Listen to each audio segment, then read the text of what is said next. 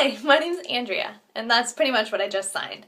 So in today's lesson, I'm going to be teaching you the alphabet in American Sign Language. So before we start, I'm just going to point out a couple of important things, so like dress code and stuff. Basically, when you are signing, you want to wear a solid color, such as this. You don't want to wear anything with a design or with flares or anything because it can be really distracting to the person you're signing with. Another thing that's really important is no nail polish, no rings, rings or bracelets or watches or anything because again, it can be really distracting. Same with the necklaces or dangly earrings, so it's just better off that you're not wearing any of that stuff. Another thing that's really important is having your hair out of your face or just up in general. Again, you can always have that like little piece of hair in your face and it's just really distracting.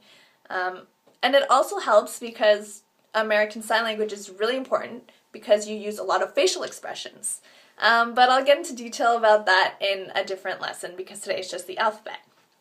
Alright, one more thing that I wanted to point out is that, and you'll notice in the alphabet, some signs have the same symbol or the same sort of hand shape, but then there's like a different movement towards it. So you have to be careful about, you have to be really precise when you're signing because you could be trying to say one thing like the letter K, but instead you put it upside down because you're lazy or something, and that's actually the letter P.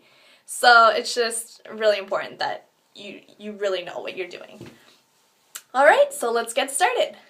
The first letter is A.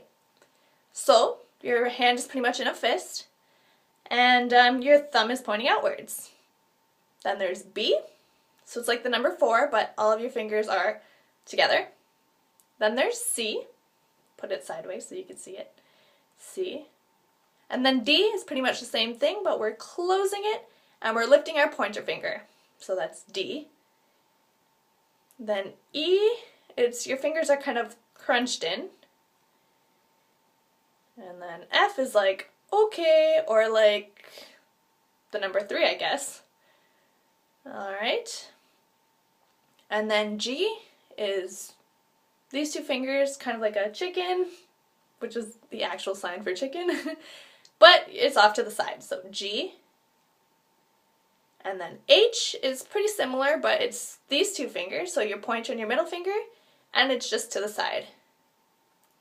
And then I, your closed fist, but with your pinky up, so I. And then J, same thing, you're just drawing out the J with that pinky, J. And then K is a little confusing. It's kind of like the peace sign with your two fingers up. And then your thumb goes in between, and then it's turned. Alright, so K. And then L, just pretty straightforward, looks like an L. And then M and N can be a little confusing. So I like to point my fingers out straight across. So that's M. Some people like to curve it in, but it's a little harder because it's hard to distinguish N and M. See, they're pretty similar. So it's just easier to have them all pointed out. M, and then N, which is just two fingers, so just pointing out. N. O, just pretty basic. O. P is like K, right? So fingers up and thumb in between, but downwards.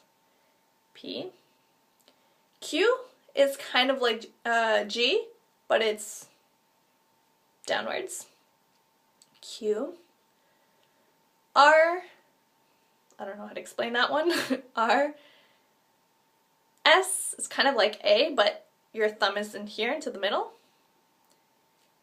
T. Your thumb is in between your pointer and middle finger. And then U, two fingers up. V, separate. W, 3. X. Y. And then Z, you're just drawing it out with your pointer finger. Well, that's all the time we have today, so I hope you learned something new, and talk to you later. Bye!